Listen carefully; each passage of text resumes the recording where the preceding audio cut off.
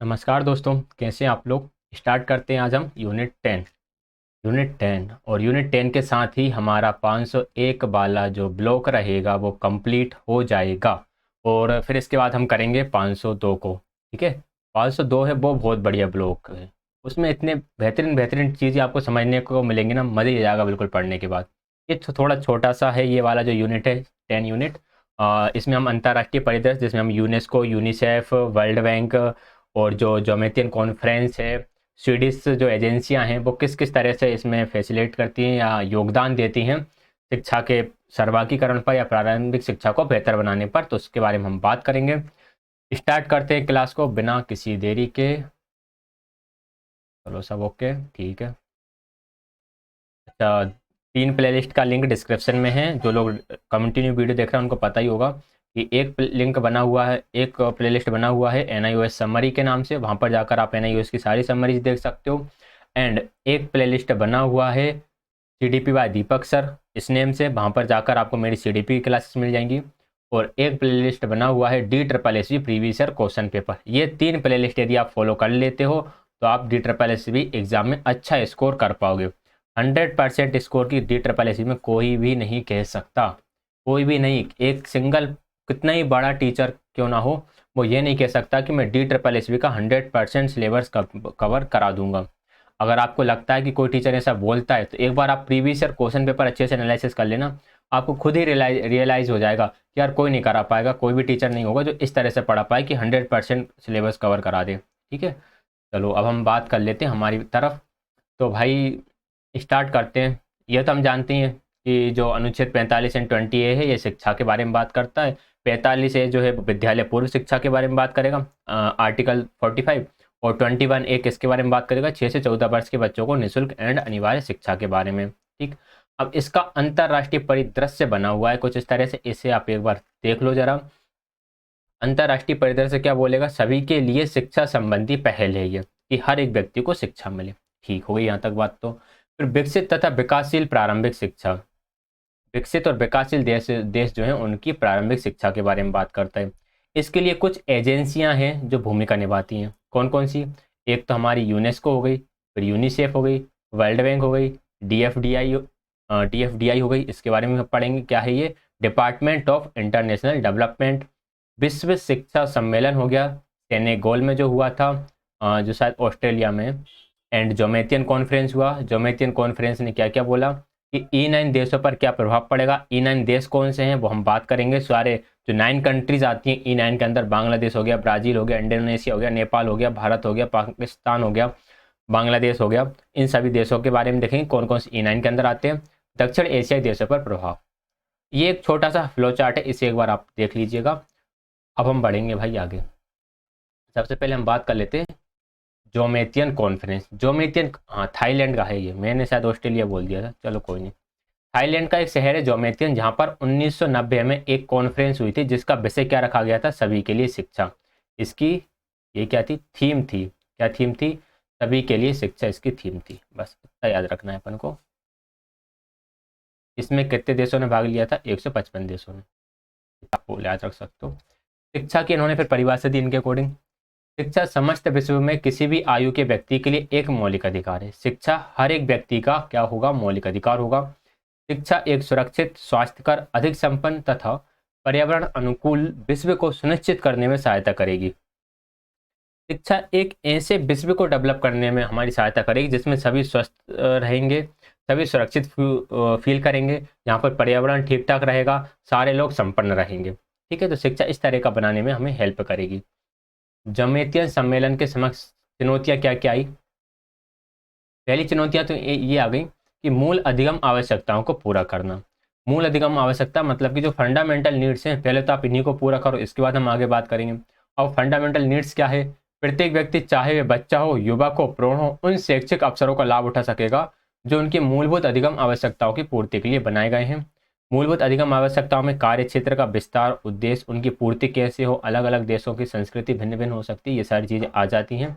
Main इसमें यही है कि हर एक व्यक्ति पर ध्यान रखा जाएगा, उसकी आवश्यकता को पूरा किया जाएगा। अब भाषा की आवश्यकता हो सकती है क्योंकि भाषा भी अलग अलग होती है, सांस्कृतिक एवं भौतिक वातावरण अलग होते हैं, नैतिक मूल्य अलग अलग होते हैं। ठीक है? इन सबको ध्यान में रखा जाएगा। दूरदृष्टि को रूप देना। दूरदृष्टि मतलब कि आप जो फोर साइटेड हो, आप दूर से आगे की चीज़ों को देख सको कि आगे आने वाली फ्यूचर में चीज़ें किस तरह से होने वाली हैं, तो इसको आपको एक रूप देना होगा। अधिगम्यता का सर्वांगीकरण तथा निष्पक्षता को प्रोत्साहित करना। अधिगम का सर्वांगीकरण मतलब हर एक बच्चे का अधिगम होना चाहिए, जितने भी एनरोल हुए हैं स्कूल में हर एक व्यक्ति का अधिगम सही तरीके से हो। निष्पक्षता को प्रोत्साहित करना, किसी तरह का भेदभाव ना हो, ये अभिगम्यता है। अभिगम्य मैंने अधिगम पढ़ लिया था। अभिगम्यता मतलब होता है पहुंच, यानी कि हर एक व्यक्ति तक पहुंचना चाहिए चीजें, ठीक है। अधिगम पर फोकस करना, यानी लर्निंग पर हमें फोकस करना है। इसके बाद बेसिक शिक्षा के साधनों तथा कार्य क्षेत्र को व्यापक बनाना।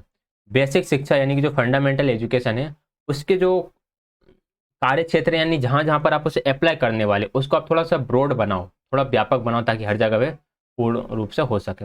इसके बाद जो हाईलाइटेड पॉइंट है ना, इतने याद रखना, क्योंकि अंदर का याद करने की हमें जरूरत नहीं है।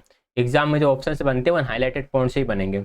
अधिगम के लिए पर्यावरण संवर्धन करना एंड भागीदारी को मजबूत करना, कि सभी की भागीदारी इसमें सुनिश्चित हो। एक समर्थक नीति संदर्भित विकसित करना। संसाधन संगठन यानी कि रिसोर्स इंटीग्रेशन। रिसोर्स इंटीग्रेशन मतलब कि जिन जिन रिसोर्स का आप यूज़ कर रहे हो ना, सबको मिलाकर यूज़ करो। अब सबको मिलाकर यूज़ करने का यहाँ पर लिखा हुआ है कि मानव संसाधनों, निजी, सरकारी तथा ऐच्छिक का संगठन किया गया, कि जो प्राइवेट सेक्टर हैं, जो गवर्नमेंट सेक्टर, इन सबको मिलाकर चलाओ ना। सबको मिलाकर चलाओगे, सभी इंटीग्रेटेड फॉर्म में काम करेंगे तो और अच्छा इनपुट निकल कर आएगा। जैसे कि जो RTE एक्ट था, जिसने 6 से 14 वर्ष के बच्चों को निःशुल्क शिक्षा का प्रावधान दिया था।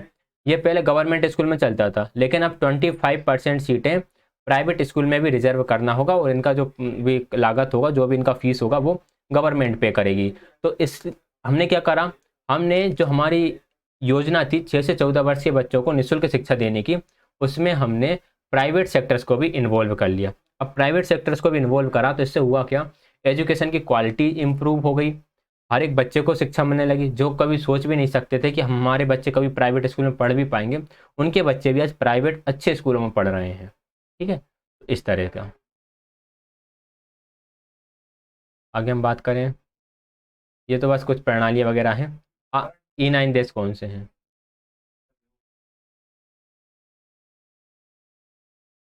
E9 कंट्रीज़ के बारे में हम बात करेंगे। E9 कंट्रीज़ में बांग्लादेश, ब्राज़ील, चीन, मिस्र, भारत, इंडोनेशिया, मेक्सिको, नाइजीरिया तथा पाकिस्तान आ जाते हैं। ये वो देश है इनमें जनसंख्या ज़्यादा है। E9 देश कौन से हैं? वे देश है जिनमें जनसंख्या ज़्यादा है, उन्हें E9 देश किया गया, E9 कंट्रीज़ कहा गया। 1990 में इनका सम्मेलन जोमेतियन में हुआ था। जोमेतियन थाईलैंड का एक शहर है, और 1993 में ये सम्मेलन हुआ दिल्ली में। तो ये इंपॉर्टेंट पॉइंट बन जाता है, दिल्ली में 1993 में सम्मेलन हुआ था, एंड जोमेतियन में 1990 में हुआ था। दक्षिण एशियाई देशों पर प्रभाव की बात करें तो दक्षिण एशियाई देश, जिसमें बांग्लादेश, भूटान, भारत, मालदीव, नेपाल, पाकिस्तान, अफगानिस्तान तथा श्रीलंका देश सम्मिलित हैं, इन सभी देशों पर इसका प्रभाव पड़ा। किस तरह से? कुछ इस तरह से प्रभाव पड़ा है कि प्राथमिक विद्यालय पंजीयन में वृद्धि, बच्चों का जो पंजीयन है वो ज़्यादा से ज़्यादा होने लगा। पूर्व बाल्यकाल देखभाल तथा शिक्षा में विस्तार, ठीक है, यानी कि पूर्व बाल्यकाल देखभाल मीन्स जब बच्चे पूर्व विद्यालय से पूर्व की जो अवस्था होती है, जब बच्चे आंगनवाड़ी में होते हैं, तो उस टाइम पे भी बच्चों की देखभाल होने लगी थी। गुणवत्ता को उच्च प्राथमिकता, की जो क्वालिटी है, आप एजुकेशन दे रहे हो बच्चों को, लेकिन उसमें क्वालिटी है या नहीं, इस पर ध्यान दिया गया। कार्यात्मक पूर्ण साक्षरता में वृद्धि, शैक्षिक प्रबंधन सूचना प्रणालियों में सुधार, बेसिक शिक्षा के लिए निर्धारित राष्ट्रीय बजट में वृद्धि। भाई शिक्षा के लिए जो आप राष्ट्रीय बजट बना रहे हो उसमें थोड़ा सा बढ़ाओ, थोड़ा पैसा में से बढ़ाओ। वर्तमान संसाधनों का उचित व प्रभावी प्रयोग, बेसिक शिक्षा की अंतर्राष्ट्रीय सहायता में वृद्धि, वैधानिक कार्यवाही अभियान और परियोजना तथा बेसिक शिक्षा संबंधी सुधारों में वृद्धि। इनको बस पढ़ लेना, ये कुछ इम्पोर्ट मतलब बस एक बार पढ़ लेना, आपके दिमाग में कहीं ना कहीं अटक कर रह जाना चाहिए चीज़ें। सभी संयुक्त राष्ट्र एजेंसियों को नजदीक लाने के लिए, सबके लिए शिक्षा के लक्ष्यों को प्राप्त करने के लिए वचनबद्धता दर्शाने, विकासशील देशों के सभी प्रयासों का समर्थन करने के लिए जमैती सम्मेलन की महत्वपूर्ण भूमिका रही। ये पॉइंट है इंपॉर्टेंट। इसका योगदान प्रेरणात्मक तथा प्रत्यक्ष दोनों रहा है। देखो DSSC में क्वेश्चन कैसे बनते हैं कि जोमेतियन सम्मेलन की महत्वपूर्ण भूमिका क्या रही, और 4 ऑप्शन दे देंगे वो कि इनमें से कौन कौन सी जोमेतियन सम्मेलन की भूमिका रही। तो कौन कौन सी भूमिका रही? एक तो भूमिका यह रही कि इसका योगदान प्रेरणात्मक तथा प्रत्यक्ष दोनों रहा। दूसरा क्या रहा, विकासशील देशों के लिए सभी प्रयासों का समर्थन करा। और क्या करा, सबके लिए शिक्षा के लक्ष्यों को प्राप्त करने के लिए वचनबद्धता इसने दर्शाई। और क्या करा, तो सभी संयुक्त राष्ट्रीय एजेंसियों को नजदीक लाने का काम करा। ये 4 काम इसने करे। आई बात समझ में। आगे हम बात करेंगे, विकासशील देशों में शिक्षा बाधक के रूप में देखी जाती है। इसका कारण क्या है, अपर्याप्त बजट। हम जानते हैं बजट उतना नहीं होता जितना होना चाहिए। विद्यालयों तथा अध्यापकों की कमी, कई जगह स्कूल नहीं है और कई जगह टीचर नहीं है। तो इन दोनों की वजह से ही जो एजुकेशन है वो सही तरह से नहीं हो पाती जो विकासशील देश है। लागत ये नहीं जुटा पाते। साक्षरता दर ही बहुत कम होती है। देखो यहाँ पर बहुत अच्छी बात लिखी हुई है कि विश्व के कुल साक्षरों में से 98% ऐसे साक्षर हैं जो ना तो पढ़ सकते और ना ही लिख सकते हैं। एक तो निरक्षर हैं, निरक्षर मतलब कि इलिटरेट, जिन्हें कुछ भी पढ़ना लिखना नहीं आता। इनमें से 98% ऐसे हैं जो तो पढ़ भी नहीं सकते और लिख भी नहीं सकते। 2% निरक्षर ही ऐसे हैं जो पढ़ लिख सकते हैं। ये 90% आबादी कहाँ पर रहती है, ये 90% आबादी रहती है विकासशील देशों में, जिसमें भारत, नेपाल, भूटान, बांग्लादेश, पाकिस्तान, ये सारे देश आते हैं। आई बात समझ में। प्रारंभिक शिक्षा के सर्वांगीकरण में अंतर्राष्ट्रीय भूमिका, यहाँ पर आपको ये इनको हेडक्वार्टर्स वगैरह इनकी याद कर लेना अच्छा रहेगा। सबसे पहले यूनेस्को की बात करेंगे। 1945 में लंदन में एक विश्व सम्मेलन हुआ, उससे फिर आपका ये निकल कर आया UNESCO, United nation education scientific and culture organisation, UNESCO, UNESCO. ठीक है, इसका उद्देश्य शिक्षा के माध्यम से शांति को बढ़ावा देना था। क्या था इसका उद्देश्य, शिक्षा के माध्यम से शांति को बढ़ावा देना। मुख्यालय कहाँ है, पेरिस में है। यूनेस्को के अनुसार अधिगम का महत्व आर्थिक विकास और शांति में है। तो क्या क्या पॉइंट से निकाल कर आए, यूनेस्को की स्थापना 1945 लंदन में एक विश्व सम्मेलन हुआ, उसके अनुसार हुई।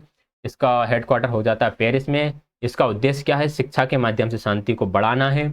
और यूनेस्को के अनुसार अधिगम का महत्व आर्थिक विकास और शांति में है। और यूनेस्को ने ही 1990 का जोमेतियन सम्मेलन को प्रायोजित किया था। ये इंपॉर्टेंट पॉइंट बन जाते हैं। अब जोमेतियन सम्मेलन तो था, लेकिन इसको आयोजित किसने करा, इसको आयोजित यूनेस्को ने करा। ये दस्तावेज पढ़ सकते हैं आप। ये 5 केंद्रीय क्षेत्र हैं। 5 केंद्रीय क्षेत्र को एक बार पढ़ लेना आप लोग, PDF आपको मिल जाएगा, डिस्क्रिप्शन में लिंक है वहाँ पर। ठीक है, तो वहाँ से इनको पढ़ लेना। यूनिसेफ के बारे में अब हम बात कर लेते हैं। यूनिसेफ है United nation international children emergency fund, UNICEF होता है। ये विश्व के 150 से अधिक देशों में है। ये इसका काम है बच्चे के अधिकारों को सुरक्षित रखना। कुल मिलाकर बस इतनी सी बात है। अब पढ़ लेते हैं पूरा क्या लिखा इन्होंने।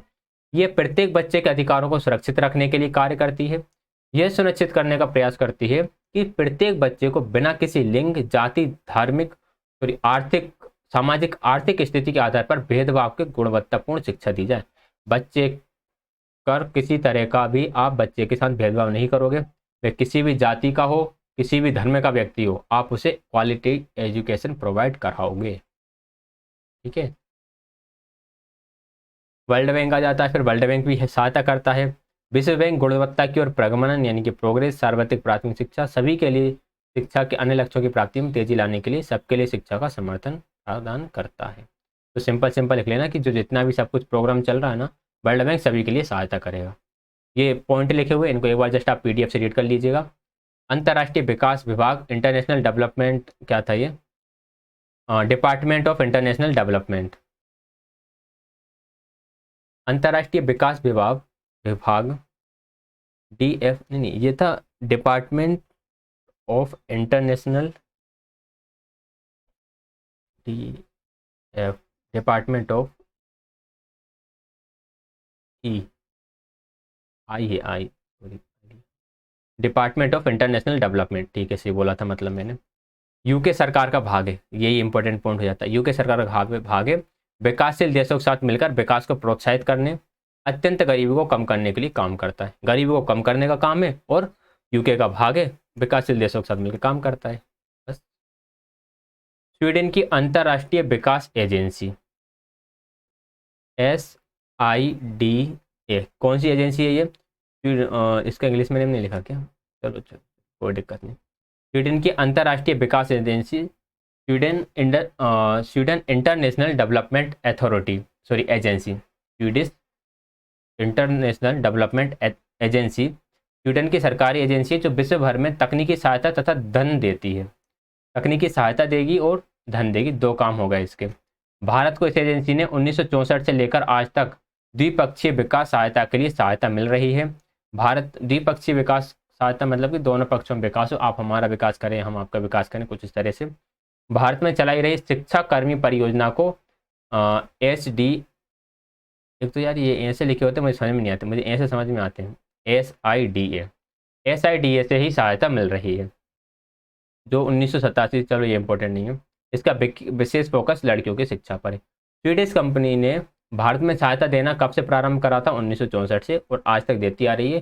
प्रमुख इसका क्या है? फोकस लड़कियों की शिक्षा पर है। ठीक। सेनेगल 2000 के बारे में पढ़ेंगे हम। सभी के लिए शिक्षा विश्व सम्मेलन 1990 में यह शपथ ली गई कि 2000 तक इस सम्मेलन के सभी उद्देश्यों की पूर्ति की जाएगी। विश्व सम्मेलन के जो भी उद्देश्य थे उन सभी की पूर्ति सन 2000 तक कर लेंगे। हुए क्या नहीं हुए? तो मुझे तो नहीं लगता हुए। ये इंपॉर्टेंट है, यहाँ से एग्जाम में क्वेश्चन आया हुआ है, DSSB में यहाँ से क्वेश्चन आया है, और ये क्वेश्चन मैंने देखा है शायद 2018 के क्वेश्चन पेपर में। ठीक है, जो MCD का 2018 में हुआ था वहाँ पर यहाँ से क्वेश्चन आया था। 1996 में यूनेस्को द्वारा गठित 21वीं शताब्दी में शिक्षा पर सम्मेलन पर अंतर्राष्ट्रीय आयोग ने शिक्षा की अवधारणा दी, जिसके अंतर्गत शिक्षा के 4 स्तंभ बताए गए। यही क्वेश्चन था कि इनमें से कौन सा शिक्षा के 4 स्तंभों में से नहीं है। और मैंने शायद पेपर जब सोल्व कराया है तो वहाँ पर मैंने बोला है कि आपको ये इंग्लिश में याद करना है, हिंदी ट्रांसलेशन इसका बहुत बेकार होता है। तो learning to know, learning to do, learning to live together and learning to be, कितने स्तंभ है? 4 पिलर है। लर्निंग टू नो यानी कि जानने के लिए ज्ञान, जानने के लिए सीखना। लर्निंग टू डू करने के लिए सीखना। लर्निंग टू लिव टुगेदर साथ रहने के लिए सीखना। लर्निंग टू बी यानी कुछ बनने के लिए सीखना। ठीक है, तो know do live together be, know do live together be, इस तरह से 3-4 बार पढ़ोगे तो खुद माइंड में सेट हो जाएगा, know do live together be. तो ये 4 पिलर हैं किसके? हमारी एजुकेशन के। Learning to know, learning to do, learning to live together and learning to be. कुछ नीतियाँ वगैरह हैं, ये तो बस अगर आप चाहो पढ़ सकते हो, इससे इंपॉर्टेंट है नहीं है। ये क्रियाकलाप है, इसमें मैंने आंसर टिक कर दिए, एक बार आप लोग देख लेना। चलिए सारांश, यानी कि ये यूनिट हमारी यहाँ पर समाप्त हो जाती है। जमैतियन सम्मेलन की उपलब्धियों की समीक्षा की गई। इस इकाई में मुख्यतः निम्न बिंदुओं को महत्वपूर्ण माना गया। कौन कौन से बिंदु? कोई भी देश अपने नागरिकों को शिक्षित किए बिना प्रगति नहीं कर सकता, यानी कि अगर देश के नागरिक शिक्षित नहीं है तो वो राष्ट्र प्रगति नहीं कर पाएगा। विकास को बनाए रखने के लिए और गरीबी को कम करने के लिए शिक्षा एक कुंजी का कार्य करती है, शिक्षा एक की का काम करेगी। बेसिक शिक्षा जीवन पर्यंत शिक्षा या अगिम का आधार होती है, जो आगे 21वीं शताब्दी की कुंजी है। ये तीनों ही पॉइंट बहुत इंपॉर्टेंट है, इन्हें आप एक बार पढ़ लीजिएगा। और शॉर्ट फॉर्म के फुल फॉर्म यहाँ पे लिखे हुए हैं, इन्हें आप पढ़ लें तो अच्छा ही है, क्योंकि कभी ना कभी कहीं ना कहीं कैसे ना कैसे कोई सा पूछ लिया जाता है। एंड वीडियो में आपको कहीं पर भी डाउट हो तो उसके लिए आप बिल्कुल कमेंट कर ही सकते हैं। वीडियो पसंद आया तो लाइक शेयर एंड चैनल को सब्सक्राइब कीजिएगा। और ये हमारा जो है 501 वाला ब्लॉक कंप्लीट हो गया, अब हम 502 वाला ब्लॉक कंप्लीट करेंगे। एंड क्लास ज्वाइन करने के लिए आप सभी का बहुत बहुत धन्यवाद।